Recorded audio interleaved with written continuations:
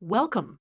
Today we'll learn how to find the sine of negative 90 degrees using the unit circle. The unit circle is a circle with radius 1 centered at the origin.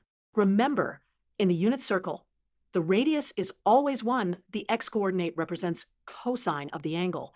The y-coordinate represents sine of the angle. Let's find negative 90 degrees on the unit circle. Negative 90 degrees is located at the bottom of the circle, where the circle intersects the negative y-axis. At this point, the coordinates are 0, negative 1. Since sine is the y-coordinate and the y-coordinate at negative 90 degrees is negative 1, we can conclude that the sine of negative 90 degrees equals negative 1. You can verify this with your calculator by finding the sine of negative 90 degrees. Remember, when using the unit circle, the sine of any angle is simply the y-coordinate of the point where the angle's terminal side intersects the circle.